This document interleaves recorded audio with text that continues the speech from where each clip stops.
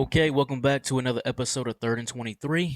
I'm your host, Alex, here to talk starting week 4 of the college football season. So I'm doing things a little bit different now. Like I used to do all the games I'm going to do, I would do it either Friday afternoon or Saturday morning. I haven't done it Saturday morning yet this season, but to kind of give you an idea of all the picks I'm going to do.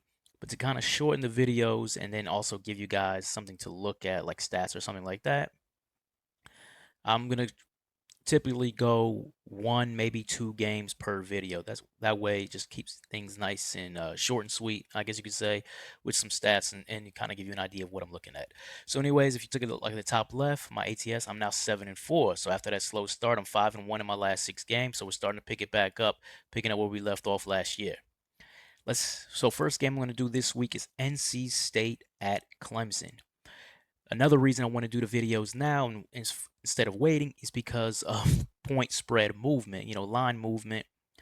Clemson yesterday was minus 16 and a half, I believe, with the news of quarterback Grayson McCall of NC State starter being ruled out for this Saturday. That jumped up to 20 and a half. Now it's down to 20. So you know, we missed out on that opportunity because I loved it at 16 and a half. But that kind of gives you an idea of where I'm leaning.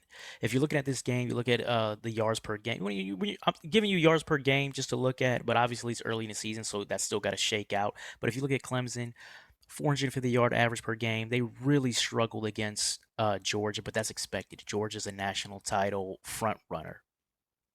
I said Clemson's gonna have to take this whipping. Clemson's gonna have a good season, but they're gonna have to take this whipping from Georgia. Clemson responded from that whipping by beating the trash out of Appalachian State, 66-20 the following week. Appalachian State is typically one of the better mid-majors out there. So while you think Clemson's gonna win the game, 66-20, 35-0 in the first quarter. Clemson was looking like a different animal that day, and this Clemson team, they might be in line on what I was predicting for them to be able to make it to the ACC title game. Cade Klubnik, the quarterback, is looking real sharp. He's got a 5-2, I believe, touchdown interception ratio, but he's sharp. You got Tyler Brown at wide receiver. You got Antonio Williams at wide receiver. You got guys who can game break at wide out. You got Jake Burningstool at tight end, looking like a real factor tight end, looking like one of the better tight ends in the country, actually. And then defensively, you've got guys like TJ Parker and Peter Woods up front. Peyton Page as well inside. You've got Wade Woodaz and Barrett Carter at linebacker. You got Avieto Terrell, the corner, having a really good year. But R.J. Mickens having a great start to the year. He was balling against Georgia. He's having a great year at safety. So Clemson's got dudes on both sides of the field, on both sides of the team. NC State, on the other hand, has been struggling. They opened against Western Carolina and they won that game 38-21, but they were down 21-17 going into the fourth quarter against Western Carolina. They responded in that game by getting the trash beat out of them by Tennessee at home, 51-10. And then last week, they beat Louisiana Tech by 10, and that's the game that they lost Grayson McCall to injury. His replacement, C.J. Bailey, a freshman quarterback, and he was up and down in that Louisiana Tech game, as you can expect a freshman to be. Now you're talking about a freshman with 1 week of time with the number ones, because you guys know the number one quarterback is going to take most of the reps with the rest of the first teamers. So CJ Bailey hasn't been getting that kind of time. I'm not going to believe that. So he hasn't been getting that kind of time with the other starters on the team till this week.